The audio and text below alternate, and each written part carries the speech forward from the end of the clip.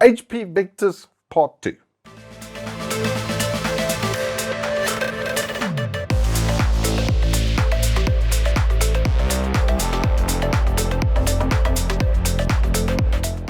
Good afternoon, welcome to Turbo Tortoise Tech. If you're new here, I'm recently 4-piece variety or Wooks XXL. And we have HP Victus Part 2. Yes, I have already reviewed this laptop. Not this particular unit, you see, because that was I think an 11th gen i5 with a 3050 maybe even back then. It was quite a while ago. But I did review this chassis when it first came out along with the Omen, and both were very impressive. They have gone through a couple of little updates and changes. Some good, some honestly, I wish they hadn't changed. I would actually rather pay premium for some of the stuff instead. I don't know, that's just my feeling, but what you think matters. Anywho, let's start off with what's in the box. So the laptop obviously comes, and then you've got a 200-watt charging brick. All of this is housed through 200 watts worth of charging power. This is a 13410H i5, and then powered by two 8GB DDR4s at 3200 mega transfers per second. It's then got the NVIDIA RTX4050 6GB, which is very, very good, honestly, staple bread and butter. The upgrade from 4GB to 6GB VRAM cannot be understated how much of a difference that made. It's also got the Bang & Olufsen speakers, which we'll test a little bit later, and I'll show you the total output. But on the surface of things, it's actually got really insanely good stereo as well, which is kind of weird. They do have vents at the bottom, well, at the top over there, and then on the bottom on the other side. So it's like a quad speaker setup. So you get very, very good audio reproduction. But looking at the laptop closer, just in a physical perspective, the layout of it, we've got the webcam up top over here with two pinhole microphones on either side, so that you can use those pinhole microphones in a pinch if you need to do a quick meeting or something to that effect. It's going to work just fine. Now we get to the 15.6-inch screen. It is IPS, it is 144 Hz, it is very responsive.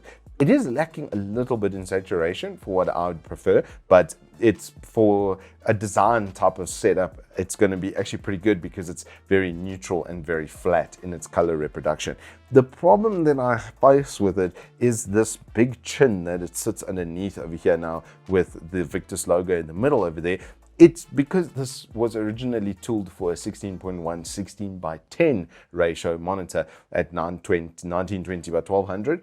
And honestly, I would have preferred if it stayed like that and there was actually just a bit of price premium attached to it. I think in general, the market space prefers price versus performance. And on this size, you're not really losing out on too much pixel density. The keyboard below that is very well backlit. It's going to be absolutely perfect in the dark, which is the point of a backlit keyboard. And then on the function keys, you're going to find a myriad of function key extra assignments like brightness for your monitor, backlighting on and off for the keyboard, the mute function over there, your audio plus and minus, and then a bunch of media keys and a Windows lock key, which is very, very nice to have as well. And when you caps lock, as an example, it's got a little light indicator on the actual caps lock key to let you know if it's being used or not, and then a nice big touchpad at the bottom.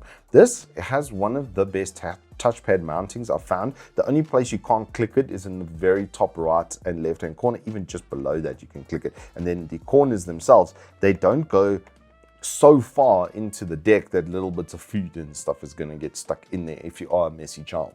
The port setup is pretty much the same as before as well. On the left hand side, we've got the SD card reader. We've got a headphone combo jack, so you can use 2-in-1s with mic and headset. Then you've got a single type A next to that with the power cable. And then if we look over on the right hand side, you're going to see an HDMI, full fat one, which is flipping awesome. Good old type A, a little flappy paddle RJ45 type setup, and then a Thunderbolt type C port on the of the last of those ports. So it has got pretty much everything you'll need to be able to put it out to docks and stuff. And I like the SD card reader for the on-the-go video editor or photographer, because this is Intel base platform. And from, I think it was 11th gen onwards, they had all of the AI features for your Adobe suite. So now, obviously with the 13th gen R5, you're going to be able to take full control of that. And then because it's NVIDIA, you're going to be able to render out. And by render out, I mean like considerably faster than using the CPU. The NVIDIA plugins for Adobe are actually really, really good, if not a little bit unstable because of Adobe. Just make sure you're on that studio driver. And that brings us to the bottom of the laptop, where's one of the changes that I really appreciate with this new Victus. They've moved all of the cooling and the fans over to the right hand side. So even though the component might be sitting under WASD, there's basically no heat over there. So if you're gaming on this thing actively as a gaming notebook, they moved all the heat to the side. So it still gets warm on the side, especially towards the top over here. But these are your lesser used keys when you are gaming. And that's going to be the only time that it really produces any significant heat. The HP software, which I have open now, if we just have a closer look at that, it's got some nice features and stuff on it. One of them being that it's got its own store. So you can shop games and get discounts for being an HP user, which is kind of nice. Hey, discounts on, I suppose, never suck. I haven't really gone and sat and compared them heavily to things like CD keys or anything like that, but it's got its own one built in. So it's got its own deals. And then there's even a refresh timer on that, which is kind of crazy that they have stuff like that, and that you'll get new stuff as it comes out, and it's hooked up with Xbox Game Pass as well. But really the things that you're going to be wanting to have a closer look at are things like the optimizer, where you can boost your games. It doesn't work, not really, honestly. It's kind of just makes things a bit more responsive in Windows and takes out some of the irritating cache. The cleaner is kind of nice because it basically acts as a built-in C cleaner, and you don't have to download a whole nother app. It comes pre-installed with your laptop, which is kind of nice. That makes it, it's kind of, it's anti-bloatware, which is kind of cool, but except it's not really bloatware. So I kind of like it from that perspective. The main thing though is obviously then going to be your system vitals, where you can make sure that things aren't overheating, etc. You can check your storage capacity, how much has been used, the apps and their drawer on your laptop. So if you can see something weird happening in the background, you can just kill it, which is kind of nice to have. You can do that without opening up your task manager. The performance control, this is most important, that you can change between different levels, so that obviously if you need battery, if you need battery, you can set it to eco, and then obviously you get your default and your performance modes. So if you're just doing some light work and stuff, you can maybe set it to quieter, just entering in a couple things into Excel, you know, no big deal, kind of working. And then your network booster is kind of cool as well, so you can make sure that your games and stuff are set to high priority to make sure that you hopefully avoid some lag and packet loss, which is never a fun time. And this is where we get into the benchmarks and the performance of this unit. Now, when I tested the CPU on Cinebench especially, I was kind of surprised to see it running behind the 7000 series Ryzen tests that I had. If there's a 7535HS versus this, it does seem like this is going to be slightly slower. I mean, and ever just so slightly on the multi-threading, which is where I thought it would win, but then it won on the single core performance test in Cinebench. Who knew that that would be a thing? But if we look at the other benchmark results, we're going to see in general about, I would say, 5% behind averages of systems that I've seen set up like that, maybe 2 to 3% within that kind of realm. If you're looking at like Cyberpunk as an example on RT low, it's still going to get really, really good performance. If you then bump that up to medium, however, yeah, then that 6 gig VRAM is really going to be a problem over there. And it's just, that's with frame generation, lest we forget. So yeah, it's not gonna, you're not gonna run games at like the nth degree, but things like F123, if we have a look at that as an example, its average frame rate was 86. I mean, that's really not bad. The minimum frame rate 60, max is 101. So it's going to be able to run stuff on 1080p. Even Wukong, actually, I ran it on high, not cinematic, with a bit of ray tracing, and it gave me a clean 60 FPS. So it will get 60 FPS even in your latest PC breaking sort of games. Nothing runs Metro well. If we just have a look at that as the last one, the average frame rate over there was 43, and that's with some DLSS as well. So yeah, it's there. Just nothing can run Metro Exodus well because it's an absolute PC breaker. That's what it's built to do.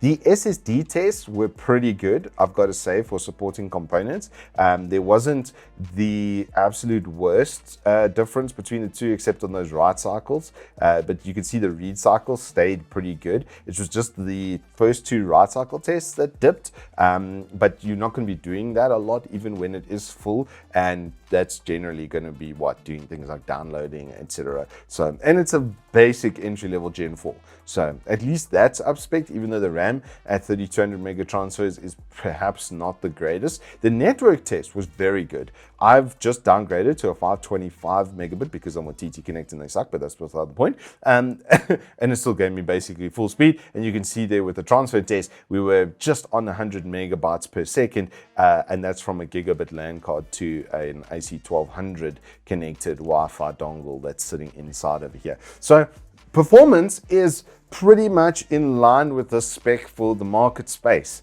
And that leads us to pricing and where this thing kind of fits in.